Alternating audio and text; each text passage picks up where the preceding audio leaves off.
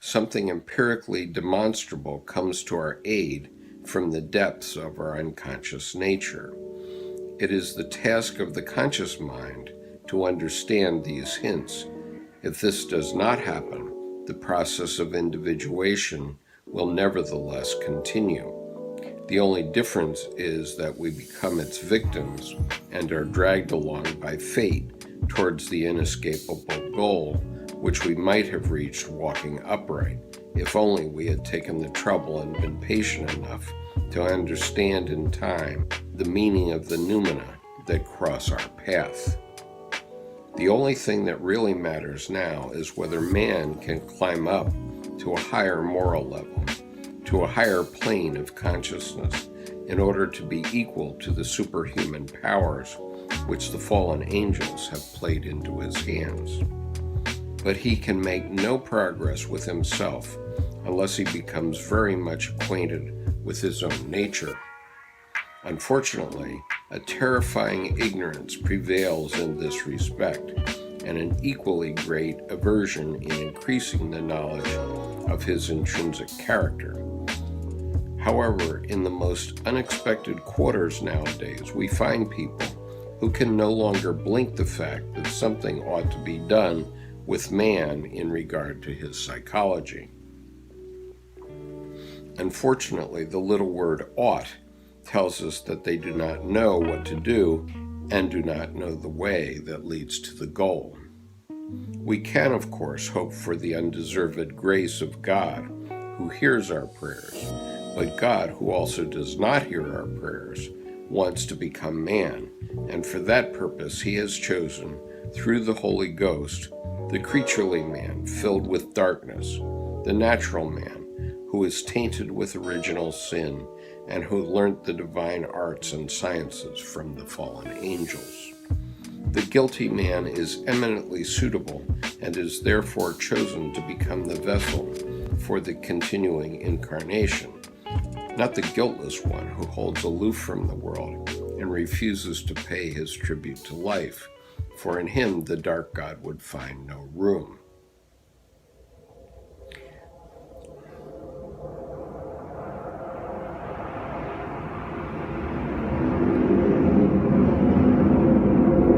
Go Navy!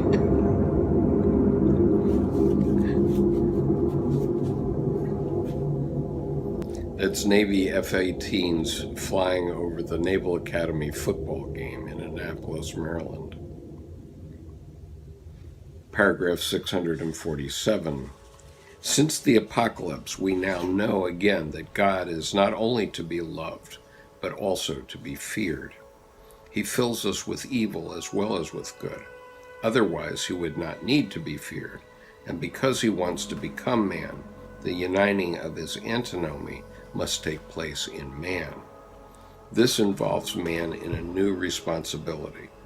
He can no longer wriggle out of it on the plea of his littleness and nothingness.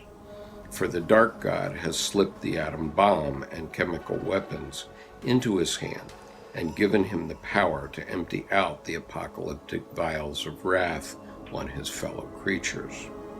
Since he has been granted an almost godlike power, he can no longer remain blind and unconscious. He must know something of God's nature and of metaphysical processes if he is to understand himself and thereby achieve gnosis of the divine. As we've just had the Navy F-18s flying over the house, we hear the very power that Dr. Jung was concerned about. In paragraph 747, when Dr. Jung refers to the apocalypse, he's referring to World War II. This book was written 11 years after the end of World War II. Let me read the first sentence of paragraph 747 once again. Since the apocalypse, we now know again that God is not only to be loved, but also to be feared. He fills us with evil as well as with good. Otherwise, he would not need to be feared. And because he wants to become man, the uniting of his antinomy must take place in man. This involves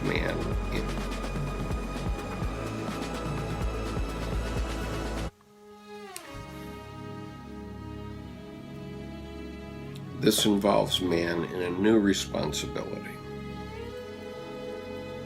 Now I become emotional about that, because all my life, now I become emotional about that because I was raised in the Navy, and I was taught by my father to say, "Go Navy," around Naval Academy football games. What could be wrong with that? But now I do realize that those same F-18s deliver evil as well as good.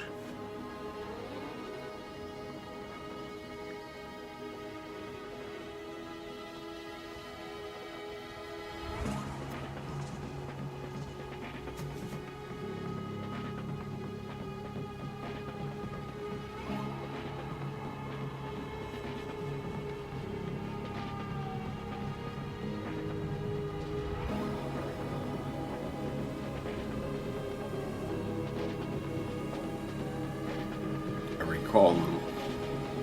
recall in the movie Witness, where the little boy, Samuel, finds Harrison Ford's pistol and begins to play with it. His grandfather takes the gun away from him, and the boy Samuel says, "Well, we'll only shoot the bad men."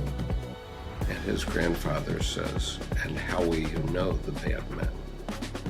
Certainly when you're in an F-18 dropping a bomb, it is very difficult to decide whether it's going to land on a good person or a bad person.